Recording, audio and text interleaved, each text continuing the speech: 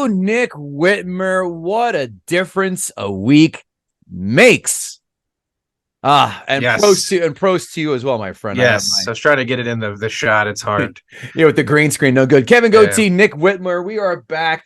You know what? We have that just got laid glow about us, I would say, Nick Whitmer. I would say, you know why? Because I went 16-8 last week. You also had a miraculous, not a miraculous, 16 and 7. Yeah. Oh, just a pube right above it. Wow. Yep. I tell you, what a week. Wow. You know what? Didn't take all his bad props. He took week one. That's the difference. Yeah, really. I mean, the week one, I went 13-11-1. And looking back at it now, 3 of the losses were props. So, and then in the props in week 2, I went 5-2. So I went 3-3 week 1, 5-2 week 2. Bringing me to the total of everything 29-18-1 against the spread for the season so far, 61%. Gladly take that any day. I went 4-1 with props, 5-1 with props. Excuse, nice. 5-2 with props. 5-2. Not a bad deal. Well, look, I told you last week, Jared Goff blew up. He gave me 27 points. But look, we're here to talk about fantasy football and betting. So, Nick Whitmer, what game are we going to start off with tonight? As usual, the Thursday night football game. It's your New York Giants at the San Francisco 49ers. Current line is San Francisco minus 10.5. Total of 43.5. This is a tough one, man, because You're funny. Every instinct in my being is telling me to take the Giants plus 10.5. Earlier in the week, on a Monday, I looked at the line, and it was San Francisco minus 10, and I thought, wow, everybody's going to pound San Francisco. This line is going to close at 12, maybe 12.5. So I took San Francisco minus 10. All the money has come in on San Francisco, and here we are, still sitting here at fucking 10. Every pundit on television is telling you the San Francisco 49ers are going to blow out the Giants. It's not going to happen. I'm just telling you right now. It's just like this happens every year in the NFL. When was like this happened last year too? Anytime you're like, this team's going to blow out this other team, it never happens. So I do have San Francisco minus 10, thinking that I was going to get closing line value. I got zilch here. I'm going to lose my bet because I'm an idiot for laying double digits. I also have Elijah Mitchell over 29.5 rush yards. But Giants, I mean, double-digit favorites on Thursdays have gone double-digit underdogs on Thursdays have gone 12-21 against the spread. Giants are missing Andrew Thomas, who's their best lineman. Barkley's out too. Daniel Jones is 1-11 straight up in night games. Dogs on Thursday Night Football, who won by 3 or less the week before, 11-18 against the spread. Everything is pointing to San Francisco, so it's a red flag. Do what you got to do, people. Whatever. Maybe it's a survivor play. What do you think? You're the Giants fan. Oh, if this game was not on, I mean, what a roller coaster of emotions. And by the way, what did I tell you? I told you to take the Giants money line because they don't cover as a favorite. And wow, again, what a roller coaster of emotions that game was. How we just went from down 21 to probably the worst team in the NFL. If this game was on Sunday, maybe Barkley plays, maybe Andrew Thomas plays. I just don't see any combination where the Giants will be able to come out here and look good. Their whole game is around Barkley. The Niners are just bullies. They just kick the dick out of your Steelers. I mean, they squeak by with the Rams. Thank you for teasing them. You're welcome. Boy, that was unnecessary. I have about as much faith as improv comedy making me laugh as I do the New York Football Giants this week. I really don't. I tell you what, without even looking at the line, if it's available, I love the Giants home Monday night a week from this Monday against Seattle. I'm in Vegas that game. Otherwise I would be there, but I think they will come back after 10-day layoff, and I think they'll answer the bell. But I took them in our Dr. Evil pool for minus 10. I just don't see it happening. 10.5 is maybe a different story, but I don't see, like, Thanos snapping his San fingers. Francisco in the Dr. Evil pool. I did. It was a tough week for me, I think. I mean, yeah, I'm going to take a minus 10. I don't see them. This is a 17-point loss. Yeah, well, we're going to be recording this podcast during at least the first quarter of this game because it kicks off in about 15 minutes. So, yeah, we'll have maybe some in-game reactions. But is there anything else on this game? Any fantasy plays? Anything before we go to the 1 o'clock slate? I also, with you, have Elijah Mitchell over 29.5 rushing yards. I did do and this was like one of those free parlays. I did a bonus. I did a McCaffrey, Breida, and Kittle anytime touchdown for like plus 500. And I also have a McCaffrey, and that was when I sent you too. Damn it! Oh, a McCaffrey and San Fran minus 6.5 on the alt line parlay. McCaffrey rush yards, touchdowns, anytime touchdown. Gotcha. And then I also have a San Fran as part of a 3-way money line parlay. And I'll talk about the other two teams next. So yeah, just San Fran part of a money line parlay, Elijah Mitchell over rushing, McCaffrey and Niners alt line parlay, and that bonus free bet. I'm not going to count if I win or lose because again, it was for 50 free bucks to go spend. But that's what I have so far. Cool. So on to the 1 o'clock slate. We have the Denver Broncos at the Miami Dolphins. Miami is favored by 6.5 points, total of 48. What do you have on this one? Oh, what do I have? And Denver just went out and just butt raped everybody on a suicide pick, mine included. I don't trust Denver anymore at all. Denver is 2-8 their last 10 against Miami. They're 0-5 in their last 5 on the road, 1-8 straight up in Miami. Miami 5-0 against the number of late, 6-1 against the number in September. But as I like to say, don't be cute, just win money, which is what I plan on doing because I teased the Miami Dolphins down to a pick'em with, where are you hiding? I don't know where I put it. Damn it, I wrote it down. Oh, sorry, there it is. Miami down to a pick'em with the Jags laying 2.5 points. I teased as well. This touch 7. I teased Miami down to 1 with Baltimore down to 2. Don't love it as much as when I did it at first. I think there's some upset potential in both of these games, honestly. Here's the thing about Denver. I mean, winless teams going into week 3 are just blindly 57% against the spread, 82 and 63 and 4 since 2005. Also, teams that are 2-0 against the spread as favorites in week 3, which is Miami, have gone 38, 49 and 3. That's 44% against the spread. These are just the 0-2 teams versus the 2-0 teams. It's the fade public perception. Everybody's like, Miami's great. Russell Wilson sucks. And that's when you want to be on Denver. So I've been waiting to try to get 7 with Denver. I should have did it when it touched it at 7 instead of teasing Miami, but we will see. We will see. I will take Denver plus 7 at 6.5. I still might, but we'll see how my week goes. Okay. Anything else for this one? Nope. That'll do it. All it. right. We got the Buffalo Bills at the Washington football team plus 6.5. Washington is getting at home with a total of 43.5. I'll start with this one. I think it's too many points. I think Buffalo has blow up potential on a lot of teams, but I think Washington has a sneaky good roster. I bet they're over this season. And boy, everybody was like, that's a risky one. Their schedule is hard. Well, we're two wins there already, 2-0. I like what I've seen from Sam Howell. I like the defense. And Buffalo is kind of they're just a hit or miss team. And we're going to get some weather in this game. And if it affects the throwing of the ball, I don't think Buffalo has enough run game to actually create separation on this Washington team. So I got the Commanders plus 6.5. That's kind of just it for the handicap, though. You got anything?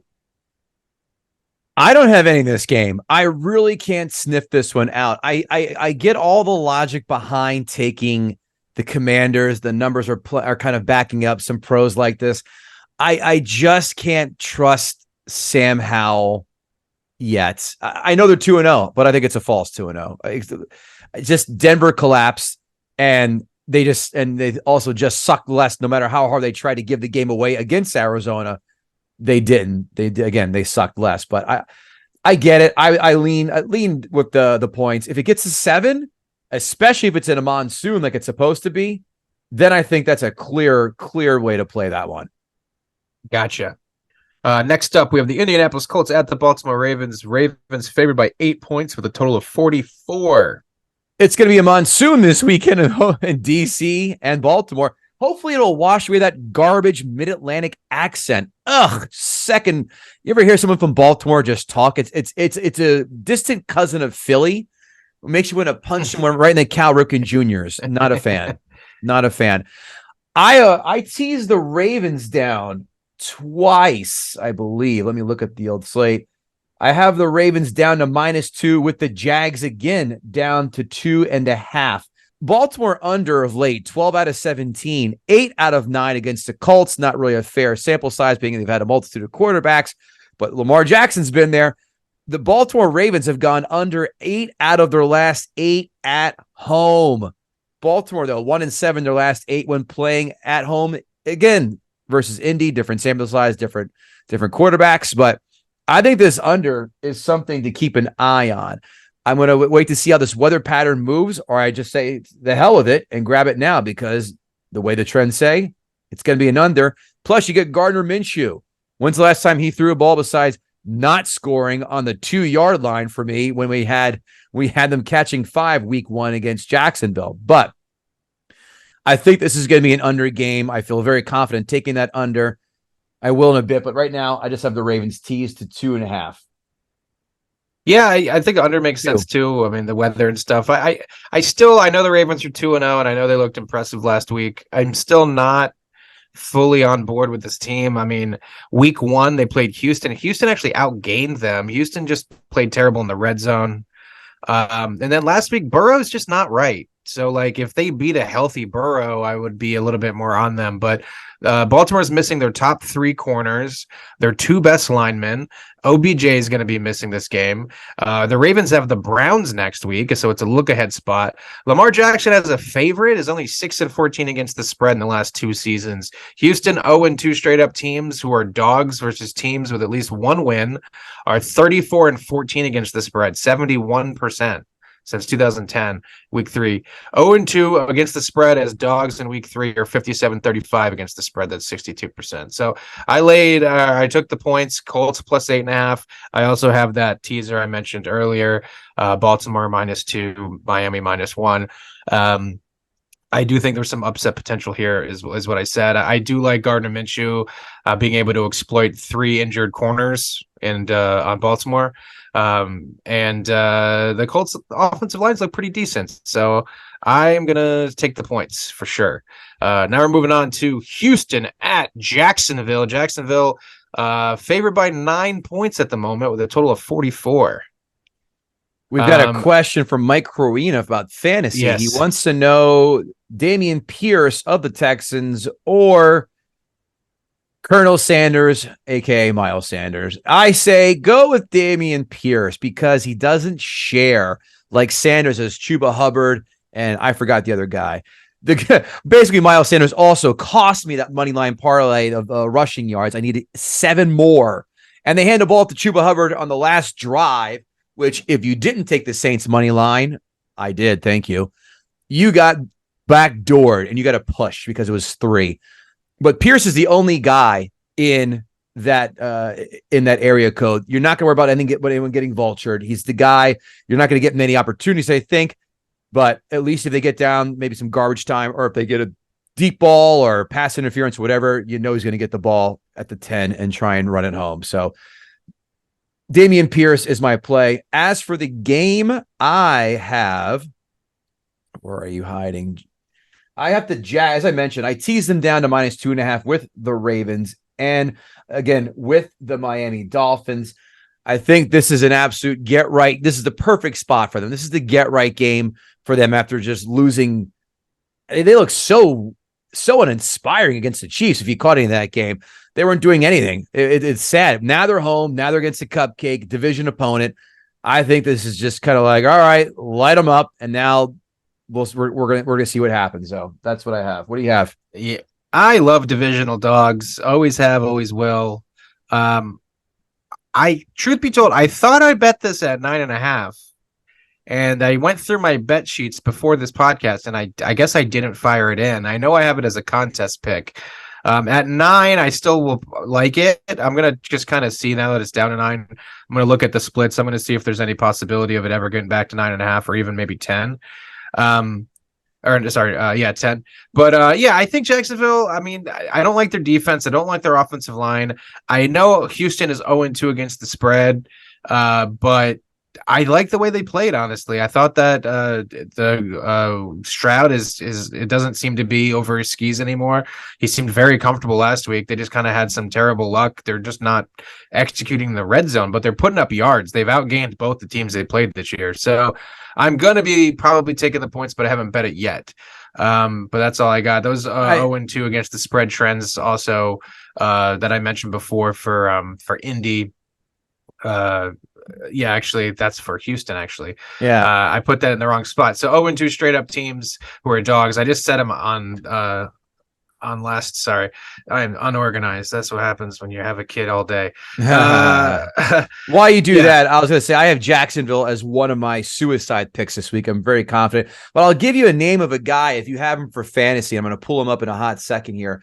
Nico Collins. He's had a baller ass year, and I just happen to have him in 2 of my leagues. He has been that rookie.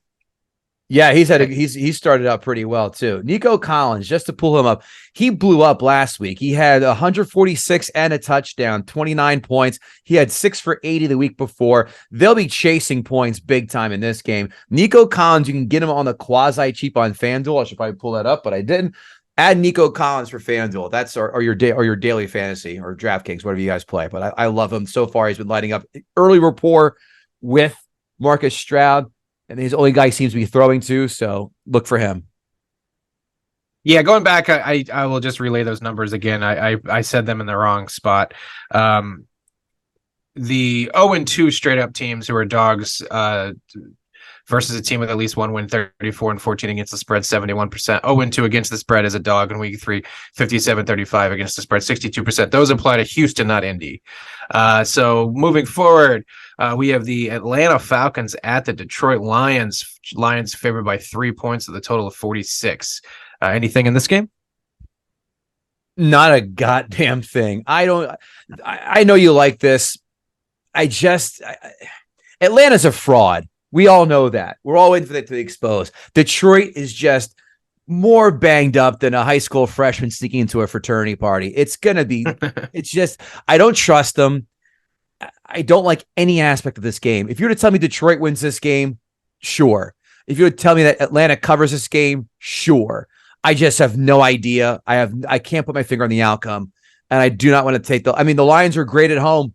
They're huge against the spread. I just do not like all these injuries on every side of the ball, offense, defense.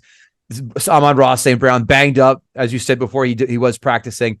But C.J. Gardner-Johnson, I know there's a quarterback and Atlanta runs, but they got to get the ball to Kyle Pitts and Drake London more now. So I just don't like this game. Right. I'm passing all around. I get that. I took Lions -3. To me, this is kind of just a game. I haven't bought Atlanta all season. I don't like Ritter. I think at home they played pretty well. This is the first road game, and they're going to be in another dome, but the noise is going to be against them.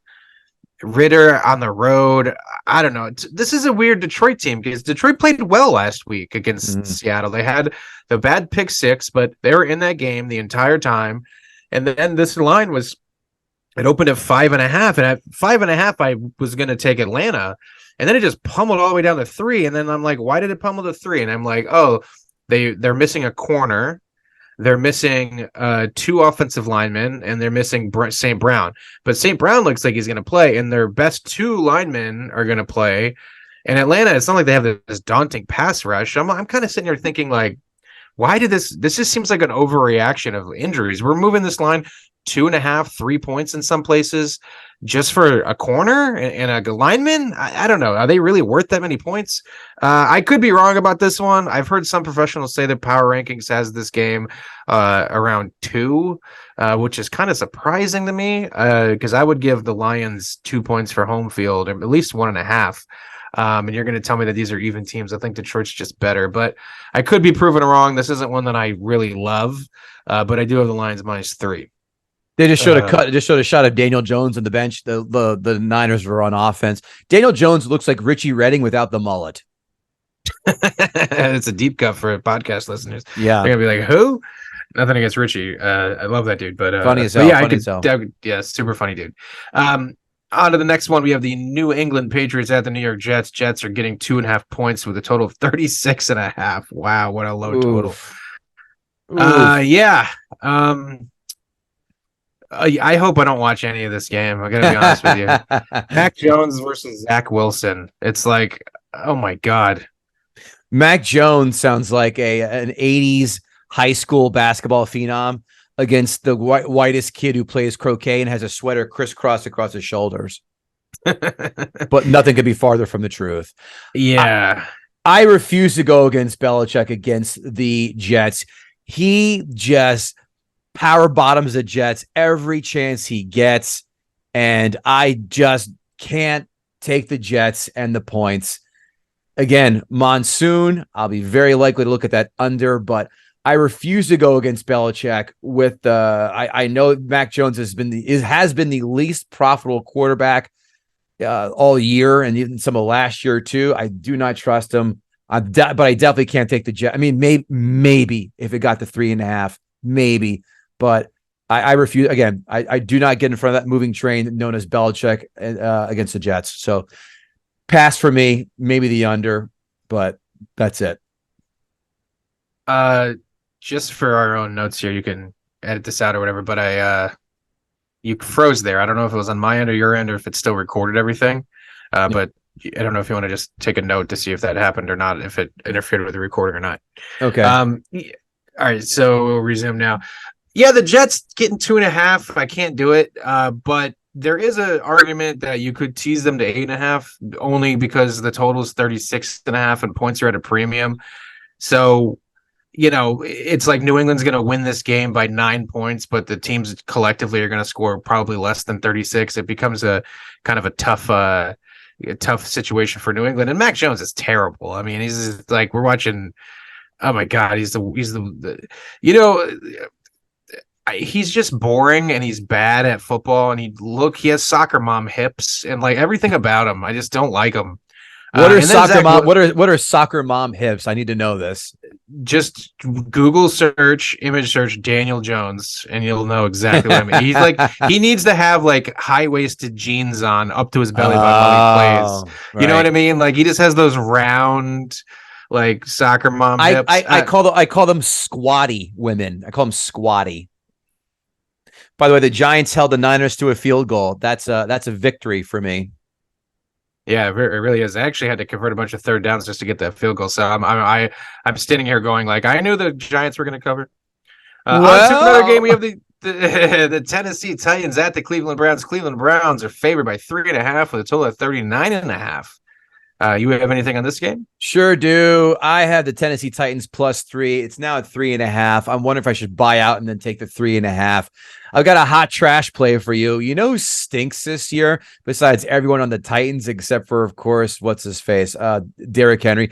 DeAndre Hopkins. He's done nothing. And they want $6,300 for him? No. Cleveland. I think you could hot trash this whole game. Sorry. Yeah. You can hot trash this whole game. Yeah. Oh, yeah. Cleveland has allowed 15 catches for 132 yards receiving and no touchdowns from Cincinnati or Pittsburgh players this year. Tennessee, by the way, 14-8 against the spread after coming off a win as an underdog. You sent me that little snapshot today. The Browns defense allowed 0 snaps in the red zone this season.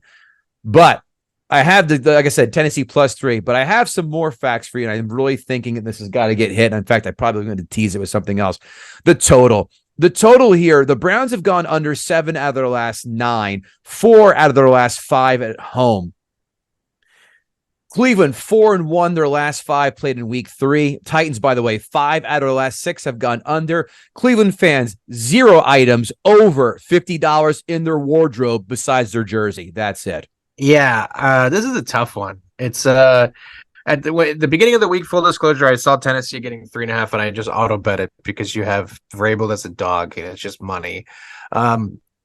He's the CEO of the Circle of Trust.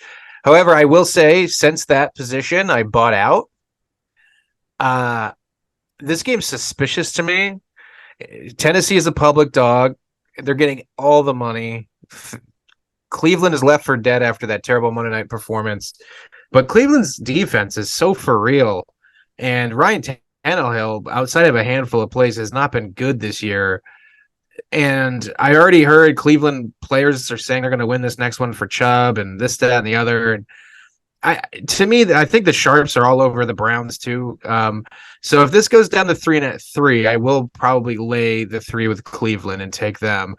But as of right now, I got nothing because I bought out of Tennessee plus 3.5. Did you really? I'm shocked to hear that. I know. I just like there's something skeezy about this. I don't trust this because it's like Tennessee. I had them week 1 and week 2 as dogs. They covered week 1. They won outright week 2. My fucking underdog money line round robin parlay. By the way, I should bring that up. Fucking bonkers last week. I had 6 legs. 4 of the 6 won. Explain, hey, listen, this is the great opportunity. Explain to everybody what a round robin parlay is. So it's essentially you take let's say with mine last week, there's six legs of it. So what the round robin will do is take 1 versus 6, 2 versus 5, 3 versus 4. And that's 3 different parlays, but then it'll do that with every configuration. And that's if you do 2-leg parlays. That's what I do. I only do 2-leg parlays. I never do 3-leg parlays. So the round robin, 2-leg parlays of all of these dogs. And I can just go just real quick. Last week, the underdogs I picked were the Ravens, the Seahawks, the Titans, the Steelers, all of whom won, and the Packers and the Patriots. The Packers should have fucking won. Dude, if the Packers won, it would have been even more glorious. So basically it just takes takes all of those legs of this parlays and matches them up to where every one of those basically has a partner. And that way, like if you have 6 legs and 4 teams win, you're going to have probably, I think it was like 4 or 5 different legs of your parlay hits because it separates your bet out into like 10 2 versus 2 round robin tournament style. Basically is kind of like the way it looks when you look at it. I hope that makes sense to everybody.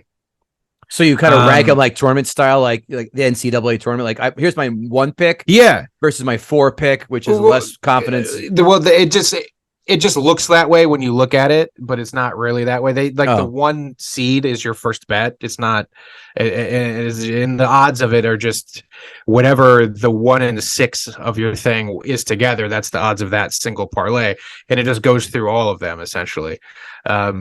And Bet Rivers has this feature on their book where they just do it for you. So you pick out your parlays and then you choose if you want to do 2 legs or 3 legs or 4 legs or 5 legs. Ridiculous possibilities of that. I only do 2. I think it's risky to do more than 2 in an underdog parlay. But every week in the NFL, there's always a handful of underdogs that win outright. So I always think that if you lay 1 unit and you split it up between all of these parlays, if you hit 3 or 4 of them, you're going to be in the black. So I think it's a fun thing to do every week. And last year, I had a stretch where I did very, very well with these, and then towards the end of the season, they kind of flopped out. I think this season I'm going to be paying attention to it, but I think the favorites kind of got fire last season towards like the back half of the year. And when favorites are winning, I do terrible because I try to just do dogs as much as I can. I just try to fade public perception, and favorites are always what the public goes to. Anyway, on to our next game. We have the Los Angeles Chargers at the Minnesota Vikings. Minnesota currently -1 with a total of 54. This is a funny one because this trend goes for both teams now because both teams were at one point underdogs. But since 2005, when 2 winless teams play, the underdog has gone 70, 34, and 4, 65% against the spread. I was so happy when I saw Minnesota's getting 1, and I teased them to getting 7 with the Las Vegas Raiders also getting 7. And then it swung all the way down to where it was at one point, I think the Chargers were getting like 2 or 2.5. No, sorry, they were getting 1.5. So I teased the Chargers to 7.5 with the Saints to 8.5. So I have 2 teasers on this game, 1 on each side, because I just think this is going to be a close game. These teams suck. these teams will both try to lose it as many times as possible, and it's hard to see either team winning this by more than 6 points, 7 points. So I teased both of the dogs up to 7 and 7.5 respectively. But other than that, I got nothing. I have also teased this. I teased the Vikings to 7.5 when they were catching 1.5. Giants are going right down the field on them. This is beautiful. I fucking told you. Well, listen, they have to play 4 quarters, my friend. I've seen this movie before. I have the Vikings to 7.5, catching 7.5, and then the Raiders catching 7.5. Then, like you said, it flipped around. The Chargers were catching points. I have the Chargers catching 7.5, and we the both Saints did. plus 8.5. Nice. Oh, that's so funny. I'm glad we both made that decision to be like, let's fucking tease both sides. That's smart because no one's losing by more than a touchdown, as you said. And I'm very, very likely going to take the over in this as well. Tease that up too, because hold on one second. We're they go wide open. Oh, you got to be shitting me. Who was that who dropped that pass? Fucking wide open in the flat. And that's not Breida though. Is that Gray? Okay. Chargers 1-4 straight up their last 5. Minnesota, who cares? That's a different regime. But Minnesota of late is 1-6-1 of their last 8. Minnesota 1-5 straight up of late. The over 5 out of 6 Minnesota has gone at home. 8 out of their last 10 overall. Chargers 4 out of their last 5 have gone over. This is like we said, this is going to be a scoreboard explosion. And that is why I advocate you take good old Kirk Cousins for $6,900. You know, he's on pace to throw for 6,018 passing yards.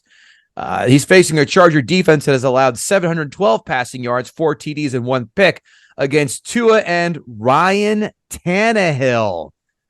I think Kirk Cousins, if he loses this game, he should be forced to suck on a pacifier with his 6-year-old son. That's just pathetic. That's disgusting.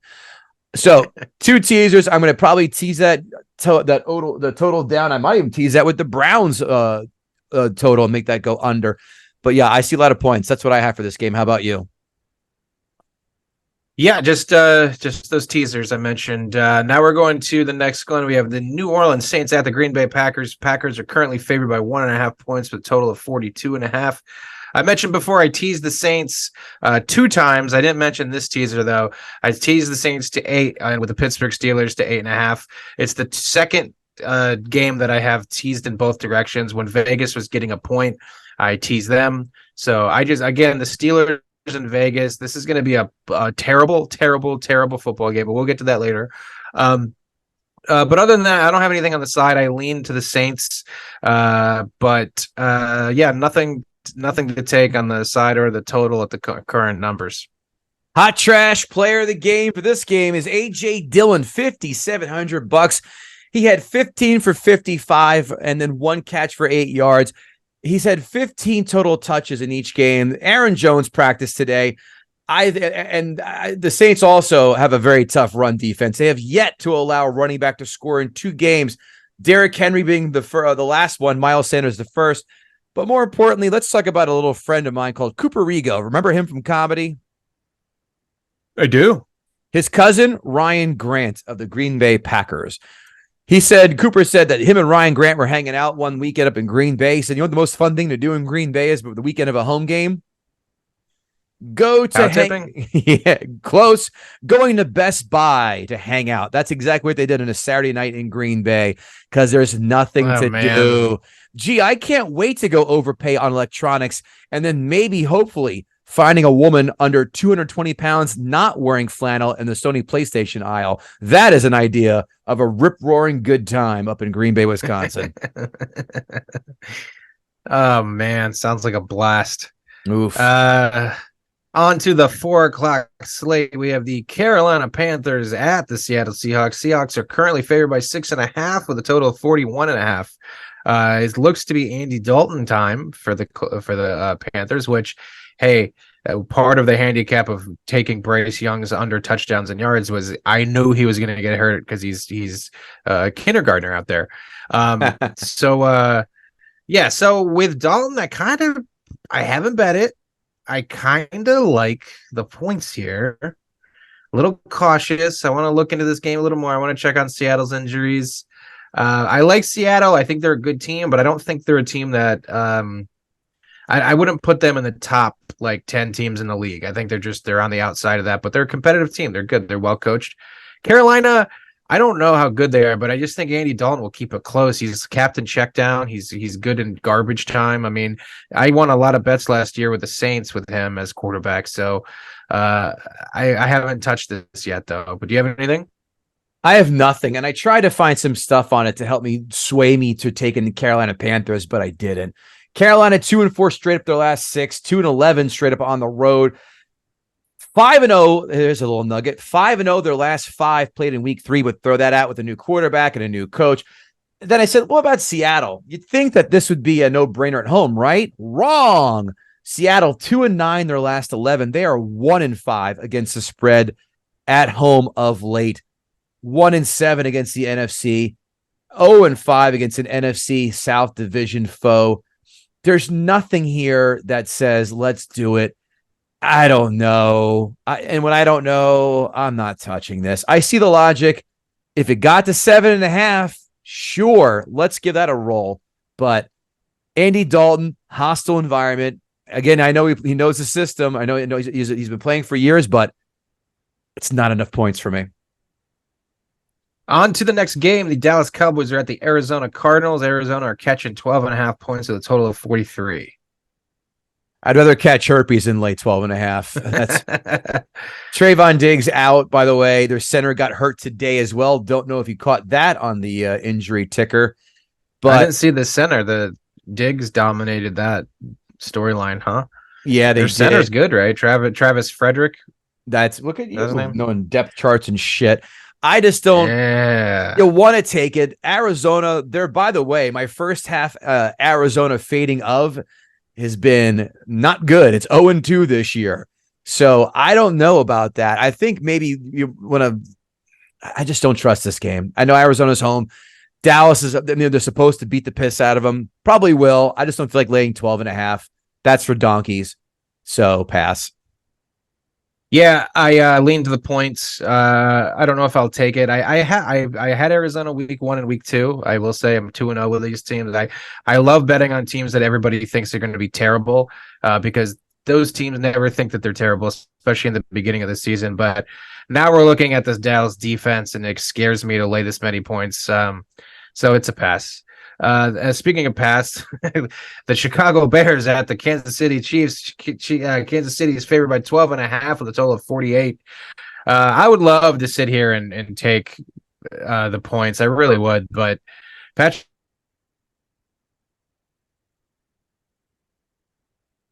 You froze. Oh no. Poop.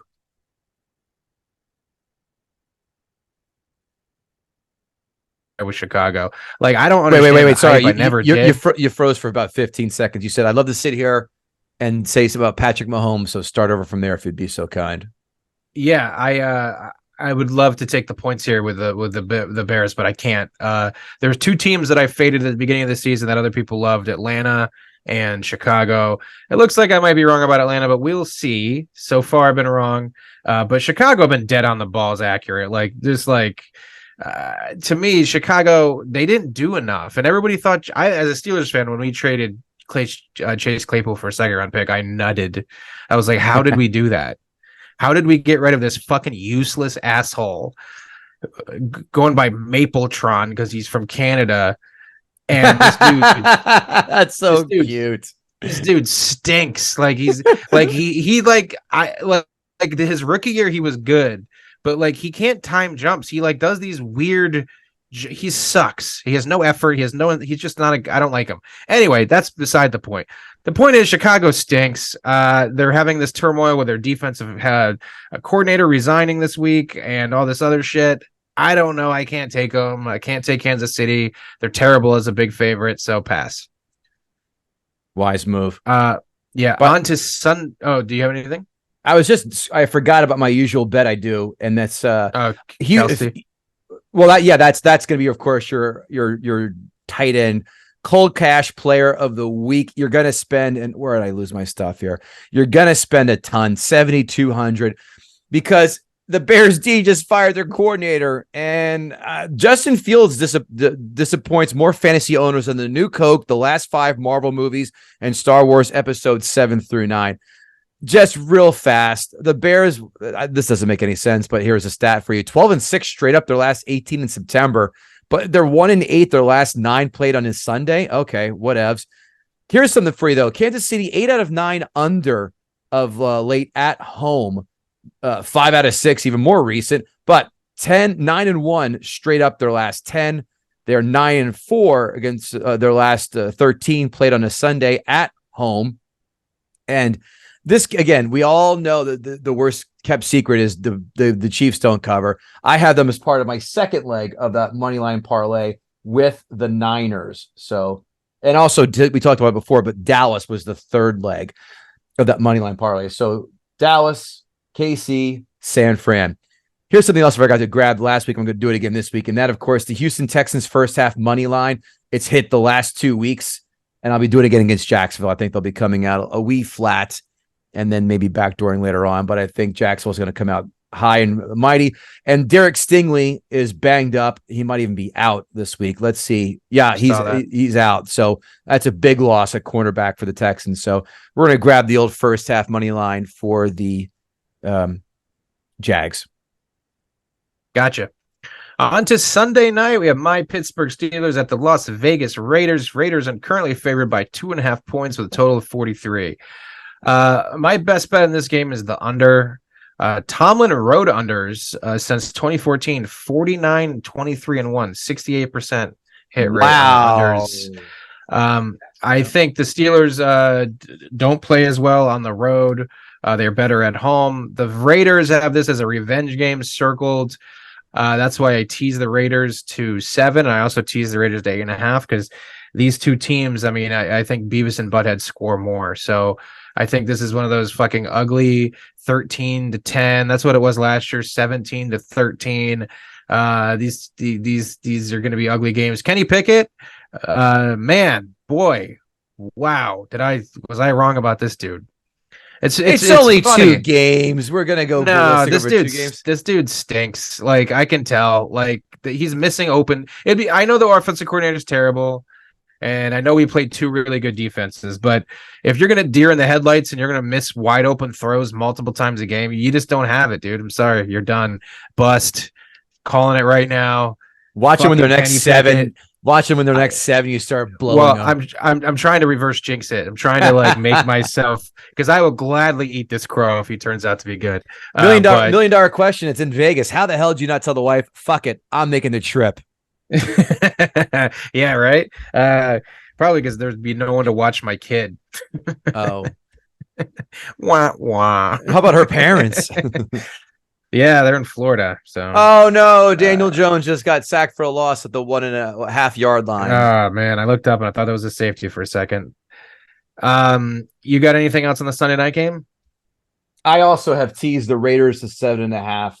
Yeah, and I think what's it now? The line currently is 3, 2.5, 2.5. Okay, all right. Yeah, I just teased the Raiders when the getting was good. Nothing else on that one. I'm actually thinking real fast. After watching the Cleveland Browns spread open your guy's asshole and have their way with it, I'm strongly considering taking Josh Jacobs over rushing yards as well. Yeah, we're bad against the run for sure. My only hesitation with that one is apparently Josh Jacobs didn't show up in good shape because he missed all at camp, and he's kind of playing himself into shape. So I as much as I hate the run defense for the Steelers, because that number was like 89.5, right? I didn't look at that, but I know he got absolutely bottled up last week against the Bills. So I think it was something insulting, like 7 for 2, like 7 carries, 2 yards. I mean, it was trash. Yeah. I would have to take a look at that total again, but if it's in the 80s, I couldn't take it. It feels like my buy price would probably be like 72.5. I would take the over, and that's probably 10 to 15 yards under where it is now. So on to Monday night, where we have 2 more Monday night games staggered again. Philadelphia at Tampa. Tampa is getting 5 points with a total of 46. Since 2003, when two undefeated teams play, the home team is 67, 47, and 3, 59% against the spread. Home dogs are 29 and 14 against the spread in week 3. Recently, it's 29 and 14, so it's the last few years. I love the Bucks plus 5.5. The Eagles are, we watched both Eagles games. They didn't look great either, or they could have lost both games. I mean, imagine if Justin Jefferson doesn't fumble out of the back of the end zone and that punt returner doesn't cough it up in the inside. Like, those are two possessions that the Vikings, at the very least, get 10 points on. I think the Vikings threw up on themselves and lost that game more than Philly won it. And kind of the same. I mean, you let Mac Jones come back and throw up 300 and some yards against you. I think Baker's just playing smart football right now. I think he has two really good receivers, and that helps. And their defense, their defense is, I kind of called it week 1 when I took them to upset, I forget who now, but their defense is for real. Last year, they had so many injuries, Tom Brady's last year. So I think people kind of just thought because Brady was retiring that the team's going to be so bad, but they had a lot of good defensive players return. So I did get the Bucks at 5.5. At 5, I would still play it. I would play it all the way until 4. I love it north of 4. So 4.5, 5.5. That's where my buy price is with the Bucks. What about you? I also have the Bucks plus the 5. You talked me into it. Philly didn't look good. They got lucky. I had him teased, so my asshole was puckered up until the very end. But Monday night game, Baker's playing well. They're gonna win. Let them backdoor. But I need Tampa to lose, by the way, because I have them part of a 3-way money line parlay of not making the playoffs, and starting off 2-0 is not my idea of a good time. And I need Philly for the over anyway. So Philly can win by 3, and we all win, and we'll be happy, and then we'll hold hands and then make out. It'll be great. I love it. Last game on the slate, the Rams at the Bengals, Super Bowl rematch. The Bengals are currently favored by 3 with a 43.5 total. That 3 suggests that Burrow is going to play, but he's not going to be 100%. Is that what you're getting out of that? Because if it wasn't Burrow, they wouldn't be favored, right? No, of course not. But I think the line keeps dropping down. I mean, I jumped on, what did I tell you, at 4. And I think it's going to be, I hope it's not him, because I don't know who they're back. Browning something, not Browning Nagel. That name pops out. Jake Browning. That's it. Yeah, I think it's a definitely. I grabbed the Rams plus 4. I also teased them because it dropped down. I got them to plus 8. So Rams plus 8, Saints plus 8 for a hot second. Will, as a proponent of early betting, I can't stress enough the importance of getting the best of the number. Guess what your boy got on the Rams on Monday? 6.5. Plus 6.5. Yeah. And then the next day it dropped to 2.5, and I fucking, oh man, what a great closing line value there. But what's going to suck more is if they lose by 10. Well, that's the thing. In the past, all these closing line value games have fucked me so hard. I still remember that Vikings Cowboys game. Oh my god, I had it was like Cowboys were favored by 3.5. And I bet Minnesota plus 3.5. And then Dak was out, Cooper Rush was in, and it flipped to Vikings minus 3.5, Dallas plus 3.5. So I literally had all of that closing line value, and the fucking Vikings throw up all of them since I was fucking lost. Man plans, God laughs. Yep. But that is currently it for the week for us. Well, hold on one sec. I got a sleeper pick for you. Ooh. Tyron Williams. Who's that? Well, that's the guy who has now sole control as Ram running back. Yeah, he looks because good. Cam Akers got kicked out to Minnesota. If you own Alexander Madison, your asshole just got shivers going up it right now. Do you know he's the first Rams player to score multiple touchdowns in each of his first 2 games of the season? That's nuts. The Bengals have allowed a running back to score at least 12 points their first 2 games each. By the way, Joe Burrow looks like William H. Macy when he got maimed in that movie, The Cooler. You ever see that? Fantastic watch. Oh, it's great. It's about a guy tipped, almost got it. He's a guy who's a mush in Vegas because he owed Alec Baldwin's casino a lot of money. So he walks around and cools tables. He starts banging one of the cocktail waitresses and then becomes hot. And now, it's a good watch. Independent film. Give that a watch. Cool. William H. Macy as like a desperate gambler. Fucking love it already. Yeah, it's solid. It's pretty dark, and then you'll dig it.